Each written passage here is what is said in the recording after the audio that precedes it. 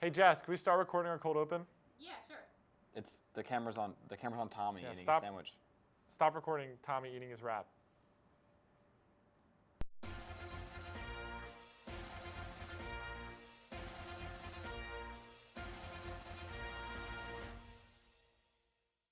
They did not like Obamacare in a box with a fox, in a house, or with a mouse. Pokemon go to the polls. Have decided in 2020 to run for president. And Corn Pop was a bad dude. And he ran a bunch of bad boys. To get back in the business of creating a more peaceful world. Please clap.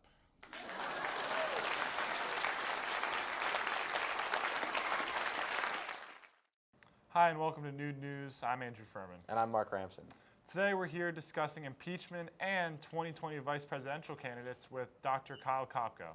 How are you doing today, Dr. Kopko? Doing great. Glad to be here, guys. Thanks for having me. Glad to have you. So first and foremost, there is an impeachment inquiry happening in the House of Representatives right now.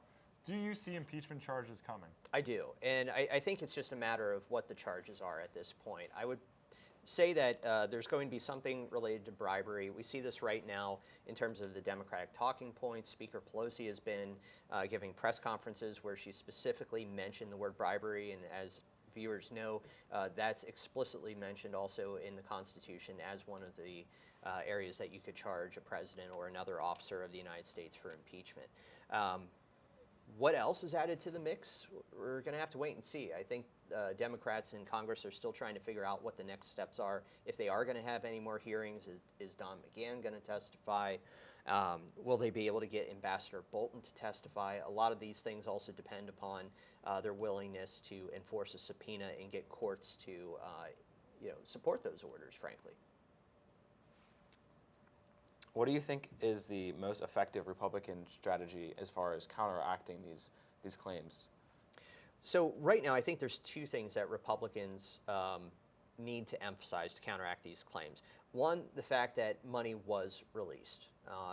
This is beyond dispute. If there was a quid pro quo, that's the last linkage. Now, Democrats are trying to argue, well, the president knew he was getting caught, which is why aid was eventually released. But still, I think that's a strong talking point, too. The other area, too, is no one so far has concrete evidence that the president definitely said, I'm tying military aid to investigations of Hunter Biden or the Bidens in general or an Oval Office meeting. A lot of this is based upon Ambassador Sondland's testimony, which happened earlier this week. And it's based upon assumptions. But I think there are enough pieces of evidence there that an educated person would say, yeah, that was the overarching goal here. But still, that's going to be probably the best defense for Republicans going forward, those two issues.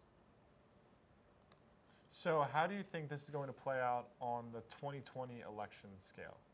That's the multi-million-dollar question here. And we don't know how this is going to affect the Democrats either. So initial reports are indicating that Senate Republicans in particular are trying to dispose of a trial as quickly as possible in the Senate, maybe limiting it just to 2 weeks.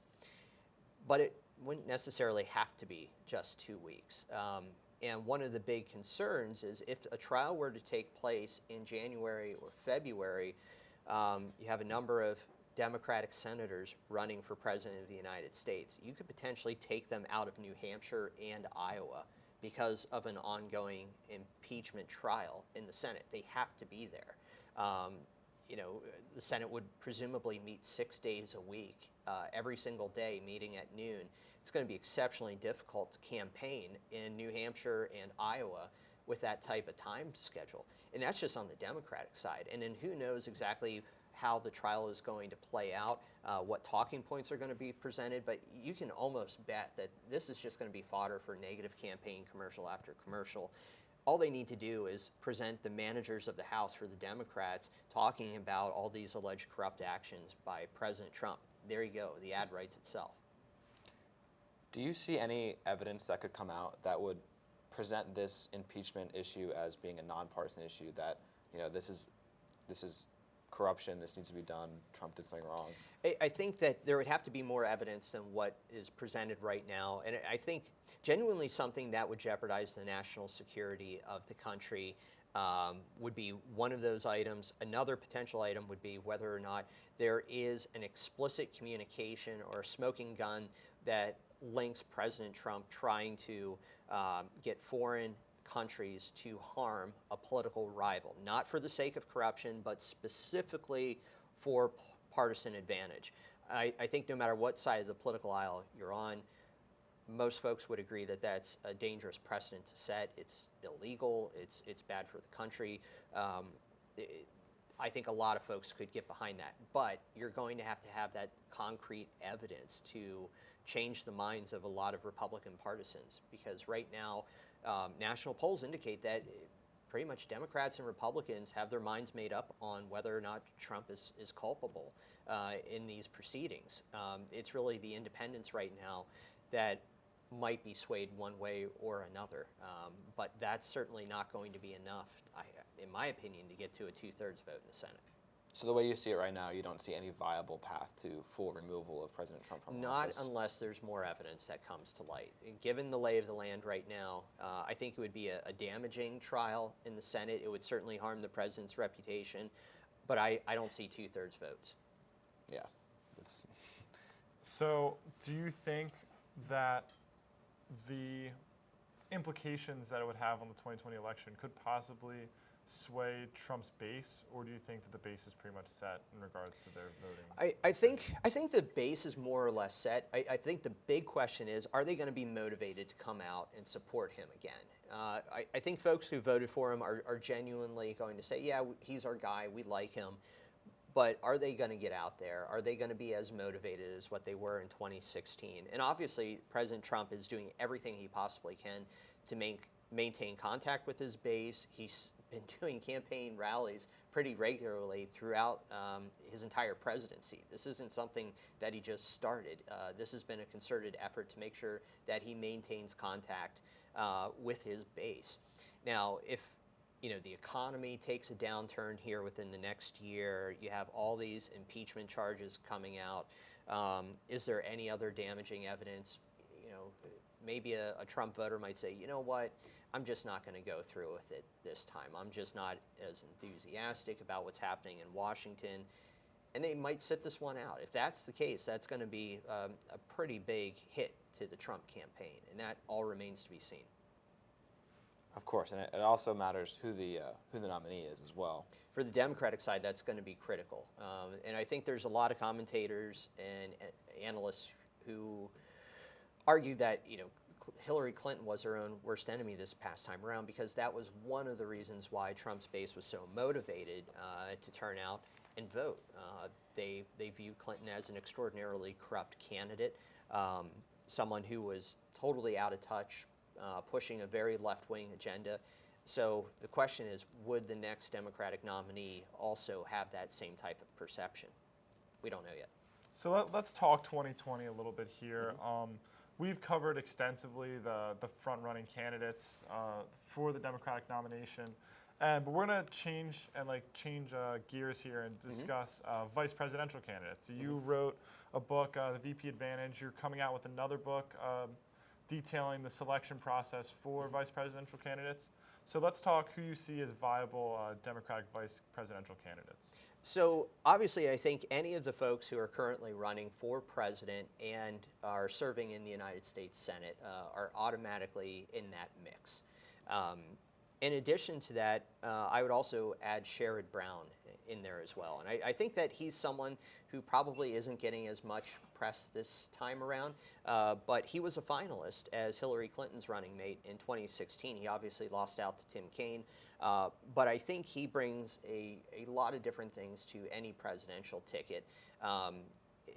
In this particular situation, he's a guy who understands how to win tough competitive elections, and that's going to be essential for any running mate, to get out there on the road, to support your candidate, talk to a wide variety of folks.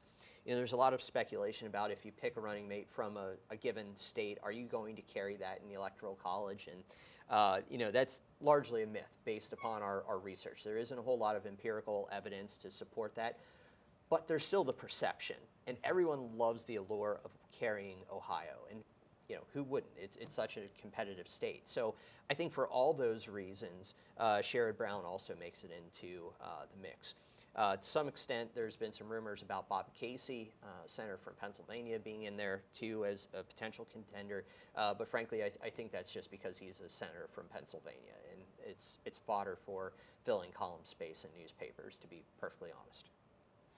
So let's break it down here a little bit. So we have some definitely upper echelon candidates that you consider potentially front runners. Excuse me. Bernie Sanders, Elizabeth Warren, Joe Biden, and for sake of talking about, let's throw Pete Buttigieg in there as like the four main Democratic headliners.